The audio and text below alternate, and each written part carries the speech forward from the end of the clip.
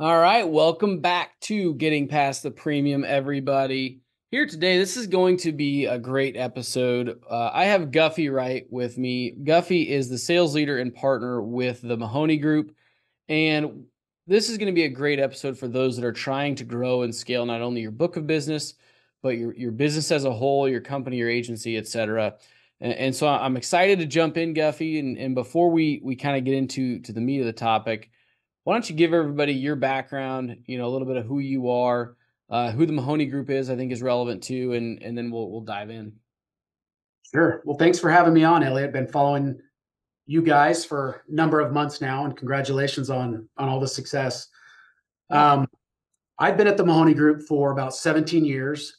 I'm a partner and our sales leader. I'm a producer at heart, and so I'm in the sales business, and I focus mainly on real estate, and that's how I have scaled the book of business over the years.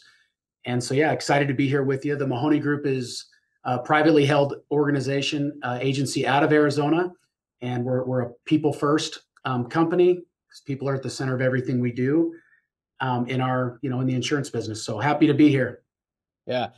This is totally not something we talked about beforehand. So, Go uh, ahead. privately held, man. So we're the same way, and there are not too many left. It seems like privately held, decently sized, regional firms. What's your why behind that? I'm curious. Great question. We are fiercely independent because Yeah. since we are a people first organization, we do feel like this is a way to honor our people and to kind of give to the next generation coming up behind us. And the head of Assurance Global is a man named Dean Hildebrand, who I believe was on your podcast, and he said, if you are greedy and if you like to run a business and you like profits, then run a successful privately held agency, and you'll be able to kind of control your own destiny. So we're fiercely independent for our people, for the next generation, and we want the Mahoney Group to be an opportunity forever, like it's done so much for me and others. So we're just fiercely committed to that. Yep.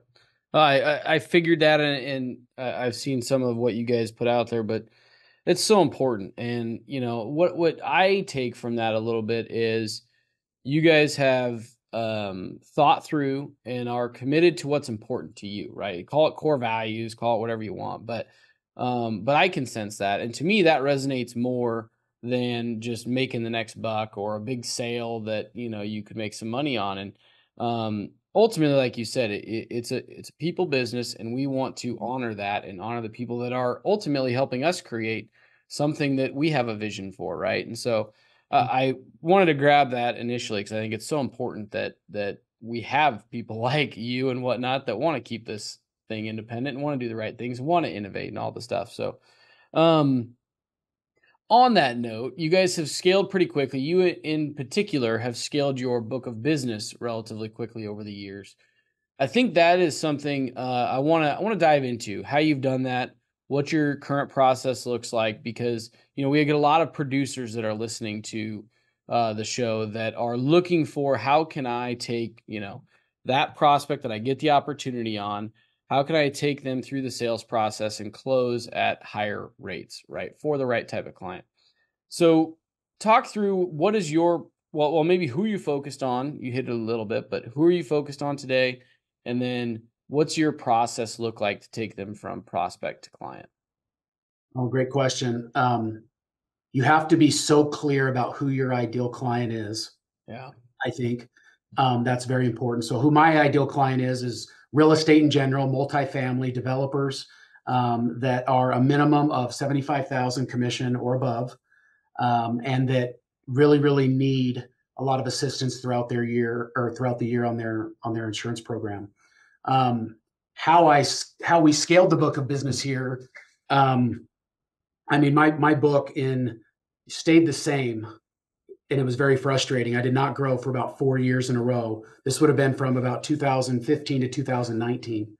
And it was very frustrating. And I think for the producers that are listening, a lot of the salespeople I talk to as well, they always say, man, if I could just get in a room with somebody, I could convince them. Or if I could Yeah. just get a meeting, or if I could, I know I can do it. And I had those same thoughts and frustrations. But when my book of business wasn't growing, I was man, I was depressed and down, Yeah. and thought, had those thoughts come in of, man, maybe I can't do this. Maybe I'm not built for this. And so it was at that point that I really started to approach the business more strategically. And it is called a book of business. It's not called a book of sales. Yeah. And so, like Hmm. many people that are listening, you probably started your business. I was calling like crazy. I was getting appointments. I had success here, but I became transactional, or a very salesy, um, salesperson. Hmm. And we believe here that it's a three-legged stool to ultimately have the success. And it's sales acumen, which of course, but then it's business acumen and technical skills. And so I was kind of stuck because I was just basically a tactician, technical, and a salesperson. Yep. It wasn't until I developed kind of a business plan around who my ideal client was, where I wanted to go, why I wanted to do that. And the why is extremely important. I know I follow you and a lot of your team members on LinkedIn, and you guys talk about protect your purpose. Yeah. I love that. And so I got really clear on what my why is. And I like to say that if your why doesn't make you cry, then your why sucks. I love And that. so, and so So really true. develop that why. That'll help you understand what you want. That'll help you understand who you want to do it with, and ultimately how you want to get there. That was kind of a big intro there. Tell me where you want me to drill down specifically on some things, and let's do it. Yeah, absolutely. Well, I couldn't agree with any of that anymore. I love that.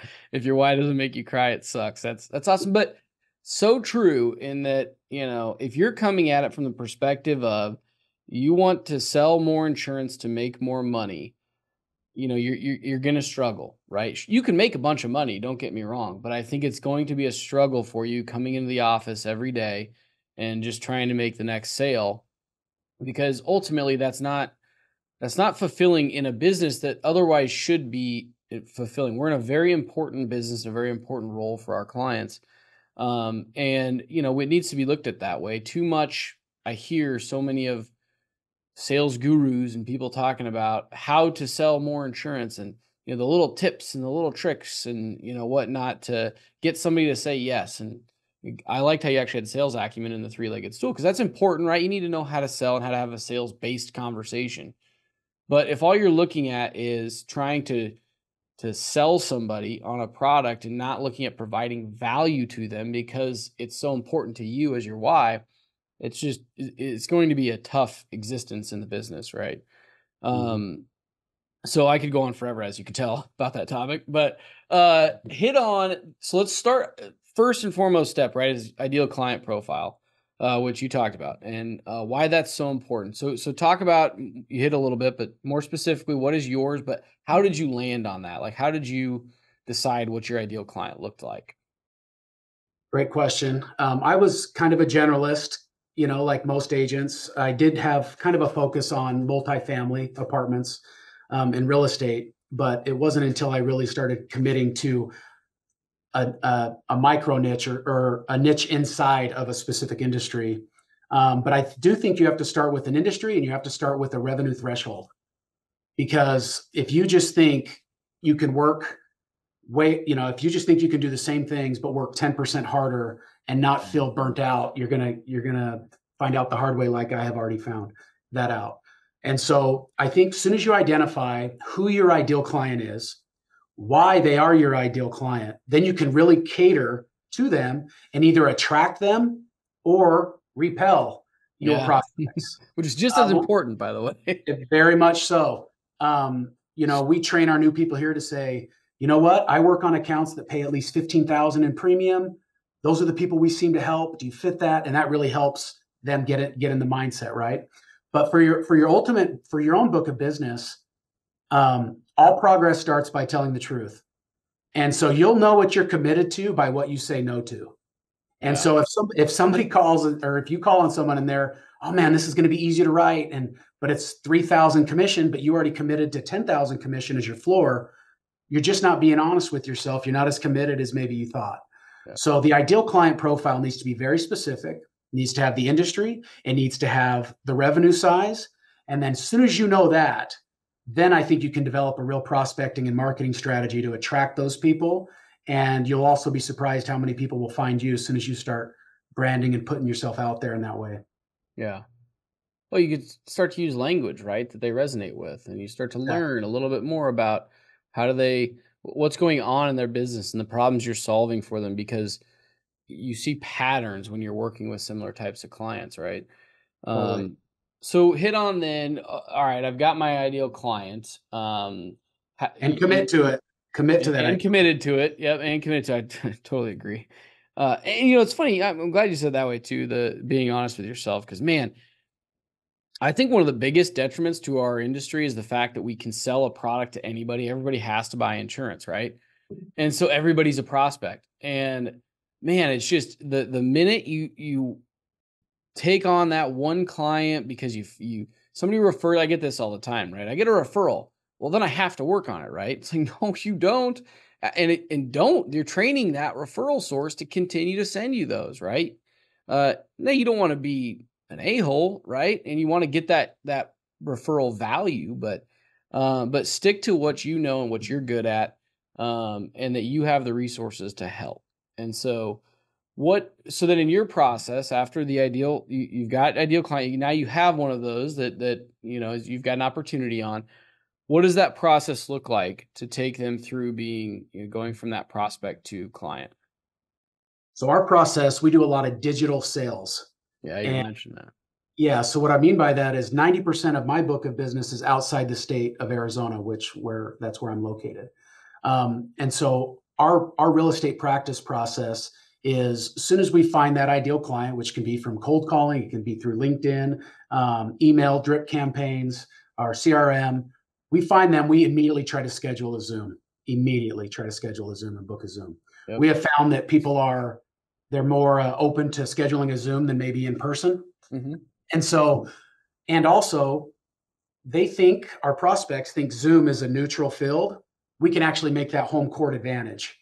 And the reason why I really like the digital sale on the Zoom is because you can pull up screens right in the middle of an appointment. And oh, you're really struggling with acquisitions. Well, here's our process and steps to closing. Do you think this will help you? And in there is, step three, we get the BOR so we can negotiate with the seller's term. Okay, great. Oh, you're having an issue with your lenders. We have a lender liaison inside of our real estate practice where all she does is negotiate with lenders, and we can actually tell you the value of that. And here's the last 20 waivers we've gotten from the lenders, and here's the amount of dollars that our clients have saved. Do you think that would help you? And we can share those screens and be very fluid. Then that gets Yeah, that that's a ideal great client to point. lean in. Yeah. Yep. And also, I say, here's our ideal client. I share the screen. And now, you do a little bit of research before you meet with these people, right? But typically, this is your ideal client. And they lean in when they realize that's the person those are the type of people you help and you work with. So that's kind of our real estate practice process is we do a lot of the Zoom digital sales. I do believe you still have to go in person. You still have to develop those key relationships. And there's nothing Yep. like being in person, right? But I can transact business over Zoom, no problem. And so we started this discussion of when good salespeople say, if I could just get in a room with somebody, that's Mhm. exactly how I used to feel. And now I feel like if I can just book a Zoom, you Yeah. know, and so now we can scale that. The scalability of that nationally is actually quite interesting. This helped a lot of our, producers be very successful very quickly through digital sales. Yeah. Yeah, well, it's leaning into also what everybody has had to do, right? I think COVID broke down all the physical barriers. Not to say that you don't want to continue to evolve because things will go in cycles, right? But yeah, I love that because business owners are much more apt to do business anywhere now, right? And the savvy ones are going to go find the expertise in their industry that knows their business, and now they can do it online, and book a Zoom, and they could be in Washington and meeting with you in Arizona, so it did open up a lot of those possibilities. So I think that's pretty sweet. But then dive into like the specifics a little bit more. So you're doing most of these through Zoom, but what does like that first meeting look like? What's second, third, however, many Yeah. times So you the meet. the first Zoom is basically, you know, Here's what I've researched about your business. Tell me about your business. I try to connect with them on a peer-to-peer level. We talked about business acumen. So tell me about your business. What's your vision for your company? How are you going to grow? We work with growth-minded companies. Tell us what your company looks like now and in 3 to 5 years. Do you think your risks today are going to be the same that they are in 3 to 5 years? They describe their business. That's step one. We then share screens based on how they're describing their business and how we think we can help them. That's step one. And we definitely talk about the broker of record letter in that first appointment. Okay. Yeah, definitely. We want to, at minimum, plant the seed. Yeah. Hey, typically we work on a broker of record letter only basis. Here's what that looks like. Here's how we feel like we earn it. Um, and then we kind of walked them through that process of what doing business with us is going to look like. We lay out a sales vision or an insurance program vision for their company. That helps us get on a business, a peer-to-peer level with them. We then drill down on our differentiators. I already mentioned a few. A lender liaison. Here's our lender waiver request. Here's how we can deliver cost savings. Here's how we can do this. We have also a proprietary insurance program for apartments. Here's who it helps. Here's why. Then as soon as you drill down on the differentiators, as soon as they know that you're their ideal client, as soon as they know that you are in their business, then the BOR conversation really takes some steam. And we'll even say, hey, we don't expect you to sign it today, but here's why we don't just practice quote, and here's why it's better for you to ultimately choose one broker, whether it's us or somebody else. Here's why it benefits you to have the competition occur at the underwriting level and not the agent level. Ooh, I like that. Yeah. I mean, I've never framed it that way, but I like I like how you worded that, because that's exactly what you want to happen. Okay, so a lot in there though. I want to pin down this BOR conversation, because we have this a lot, and a lot of people are somewhat scared or haven't done a lot of BORs, intimidated by talking to a client about it. In my opinion, it's the most upfront, if done correctly, I should say, it's the most upfront, honest, transparent way to go about the process, because you don't have to have all these sleight of hand and get your apps in the fastest, and trying to work with different underwriters and whatever. You're going to the client saying, here's how we're different, here's who we work with, here's who we work well with, here's why I think you might want to consider this conversation. But you're making no mistake through that process that you're going to make a decision to either hire us and fire your current relationship, or, like you mentioned, hire somebody else that's a better fit. But you need to have that conversation as a business owner. That's a decision you're going to have to make. You don't want to make that decision based on the insurance proposal that's brought back. So just, I don't know how much evolution you've had over the years in that. I know we have as a firm, right, getting to that BOR conversation, but talk through that from a mindset perspective, because I don't, or really any ways that you've gone about it over the years of getting to the point where you guys are BOR only. But I know that a lot of people have the roadblock, the limiting belief around that mindset side of it. And that lends itself to just falling into bad habits. So talk through your evolution to that BOR only model.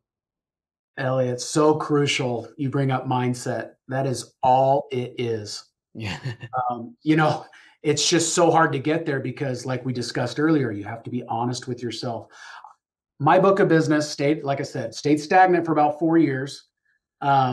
And also my new business sales was similar. It's like, man, I'm selling the same amount I was selling 10 years ago. Like, what the heck is my problem? And as soon as I made the mindset shift and committed and was absolutely honest with myself, that made all the difference. My first BOR conversation, I remember I worked up the courage. I was scared. I went to the client and I said, "Hey, can I please have this?" And they said, "Yes, you can." And I thought, "Wow, this is great." But they also said, "But we're getting non-renewed." Oh, So that was my first. That was there my you go. when I finally worked up the courage. That was my first BOR. Hey, Um, got your foot but wet, right? I think bringing it up and having the confidence of why they should be. Why are you the obvious choice? So if you have in your mindset why you are the obvious choice, how you can help them, why a broker of record letter is in their best interest, if you can come to grips with that in your brain and believe it, I think the conversation actually becomes a lot easier. Yeah, Um, and I'd rather them say no on day one, than going to the closing table at the end and putting in all this time, effort, and energy and not winning the deal, right? Um, totally. but I think too, it's good to have the conversation of, hey, typically we work on a broker of record letter only basis. Here's what that entails, and then that gives you the power as the producer to decide whether you want to quote or not, right? You're just kind of laying out how your process is. And then sometimes you might look at it and go, well, I don't have that carrier, so BOR's out. Or their agent hasn't shopped it in 15 years. I can just take it. Or the coverage is terrible. I don't want to take it on. There's going to be some things for you to kind of decide if you want to quote or not. But I think having that broker of record letter mindset will automatically set you apart in the marketplace from your peers, number one. Mhm. And Yes. then also it'll help you gain the confidence and get real clear on your value proposition, which in our real estate practice, our value proposition is we have the experience to deliver better than marketplace solutions. Here's Yeah, how we do that. And everything we do is tied back to that through our ideal client. that's awesome. How So many things I want to ask about there. Why do you think more people don't articulate their value prop well? Because we're salespeople and we're not business people or technically, sound in some ways. I think we've just relied on our sales skills and we've gotten by, um, and we've made a decent living doing that. Yeah. Yeah. And the mediocre producers renew 90% and make a decent living and don't work that much on Friday afternoon, Yep. or Friday morning, So true. Yeah. in this hard market. But I do think if you really want to get serious about your career, you have to have that business acumen, and you got to push the limits and really develop your why. And I think when you do that, you'll get real clear on some things that'll help scale your book. Yeah. Well, I would echo that. And I think it really, to me, as I've seen it, it comes down to people just haven't spent the time thinking about what do you truly do that is different than others in the industry. And I somewhat believe that it goes back to the fact that the product we're selling, quote unquote, if that's how you look at it, is developed, built, priced, everything by the insurance carrier. And a lot of folks look at their role as just trying to get the opportunity, go to the carrier, and then be the middleman, and there isn't a big value prop if you're doing that. And so to me, it just comes down to putting the right amount of time and thought into why are you different, what makes you different, and then put that into a way to articulate and present that to your ideal client. And it doesn't have to be anything that's crazy. I mean, look at what you just said. You guys are a large firm that, has a lot of resources, but you boiled it down to something that's very simple to the client, that you deliver better results because of experience and because of expertise and so on and so forth. And so I think often people overlook that. I don't have the loss control guy, or I don't have the, coverage expert or whatever. But you don't have to make it that, uh, it doesn't have to be that big to have a good value prop. Um, I just want everybody to understand that because I see that a lot. And then the other thing I was going to pinpoint there, you've probably been through this. I know we have, but I see folks online and stuff on like Twitter that'll talk about, I just presented, a big quote, and the business owner just said, "Oh, thanks," and then took it to the other guy, and he just undercut me and won the business. And they're mad about it, and I'm like, I get it. I've been frustrated there too. But at the end of the day, it goes back to everything we're talking about. This is the reason why, or one of the reasons why, you want to think about operating differently. Because of that scenario. The reason the business owner did that is because you're selling a product that their current agent can sell. They have a better relationship over there. They didn't see a difference in the value prop. And ultimately, they were like, I'll just take that to my guy. Thank you for the work, but I'm just gonna have him do it because I trust him. And I don't know. Again, you comment on any of that you want, but a little bit of a soapbox here. But Well, uh, we call it getting rolled. You know, there you go. you got rolled, and it's funny. I mean, we still sometimes all fall into that trap, Yeah. and you're just like, I thought I was past this. Yep. But yeah, it happens to all of us. But if you don't lay it out like we talked about, the chances of getting rolled are higher. Yeah. Exactly. So we're all optimistic salespeople, right? So I can always win this one. I can always save it. No, I've got it. And you gotta be careful that you don't fall into that trap. So, um, okay. So you talk about, you have the BOR, conversation and everything up front, right? Um, what are you doing in that process to really understand the client better? Like, what types of questions are you asking? Do you have a set of questions that you like to go through to understand the client better? Like how do you go about the discovery process or part of the process? So great question. I think if you ask a business owner the old question of what keeps you up at night, Yeah. you're telling them you don't understand their business. I Oh, think, that's good. Yeah. yeah, I don't. I would take it a step further and say, here's what you should be worried about. Here, and if this keeps me up at night for you, but I do think those are questions and things I try to get out there. Is here. Have you thought of this? Have you thought of this? I know what my clients struggle with. Do you also have these Yeah. frustrations? Right? That does so many things, by the way. You're probably going to get into it. That does a bunch of things in the mind of the business owner. Go ahead. It does. It does. And so I already know where the pain points are. I already know what keeps them up at night. I know where their frustrations are because I'm in their business. And when you niche and you specialize, it really, really sets you apart. I don't know of any generalist in the business that has a multi-million dollar book of business that doesn't have gray hair. And so I really think specialization is key. And I think your prospects can sniff that out. And so, yeah, are there 3 to 5 questions I ask? Every time I always want to ask what their growth plans are because I know where the problems are going to be from an insurance standpoint and where they're going to experience the pain in their insurance.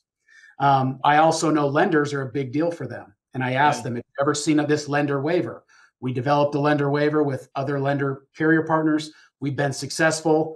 We keep a track. We've been successful 18 out of our last 20 attempts for a lender waiver. It's been granted. It's been granted to us. Okay. So you just That's a constantly big are win. building different things for these clients. I'm not in I mean, yes, I am in discovery, but it is really like I'm telling them what they should be worried about, where our industry is going, and how we can protect them as they grow and they try to, protect their purpose or their why, going forward. So I don't know if you wanted a specific question, but Mm. it's really that's where I try to focus and lean in on is, hey, this is what you need to worry about. This is what my other clients are worried about. Here's where we're taking their policy. Here's what we've done for them. Share screens back and forth, and it seems to really help them lean in or out, like we talked about. Yeah. I feel like I know how you might answer this, but I'll ask it anyways. In your mind, is there a difference between telling the client you're an expert in this ideal client, or you work with all these other ideal clients? Is there a difference between that and then taking them through that conversation you just mentioned, which talks about problems that other businesses like them see and whatnot? Does that help them better understand your expertise level, or is it good enough just to be like, hey, we're an expert here, and you should do business with us because of that? Yeah, great question. And you do already know the answer, Yeah. but it's exactly show me, show Yes. me what you've done. Everybody's going to call these people and say, I'm an expert. I specialize in this. I have carrier relationships and I can save you money. Okay. That's what everybody's going to say. 99% of the agents. Now, if you want to really grow your book, you talk a different way. Here's who the clients are that we work with. Here's how we walked them through and delivered X amount of cost savings. Here's what we built for them inside of our real estate practice. Share the screen. Here's what we built for our acquisition model. Share the screen. And then you can follow up question. Do you think this would help your development team? Is there anyone at your company that would really dig this tool? And then you Yeah. start kind of drilling down and going a little deeper on the specific things because it is simple to develop 2 or 3 differentiators. It's not easy to articulate it and to go deep with a prospect on it for them to really grab a hold of it and go, man, these guys and gals are serious about their business. Wow, let's do business with them. Yeah. Right. Well, and I ask that because I totally agree. And it seems like I've had this common theme, and I know it's not in every facet of the industry, but everybody's trying to get so much more efficient with the sales process, right? And one call close, and all the things that you just everybody kind of beats their chest about, and which that's all great, and sure you should try to do that.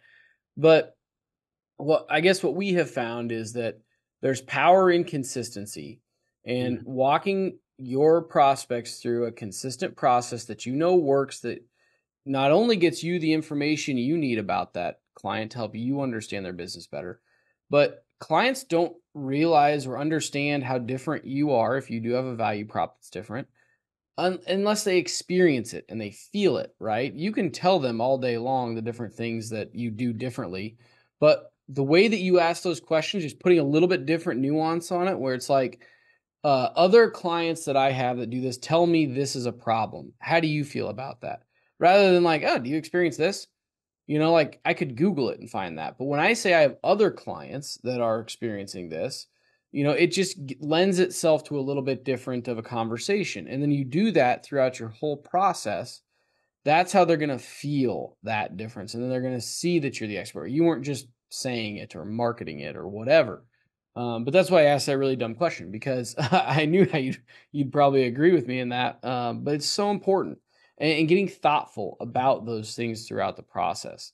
Um, don't think it has to be this really fast process. I mean, sometimes it needs to be, but we've actually found by lengthening sometimes the process, Mhm. not pitching or presenting when we're not ready to, because the client's not ready for us to yet. There's just a ton of value in that. It's hard to do sometimes because you want to move it faster, but man, the conversion rates go up. You win more business because you know more about the client. They know more about you. They really do. And in our second meeting, we typically set up something called a Zoom to renewal or a Zoom to close.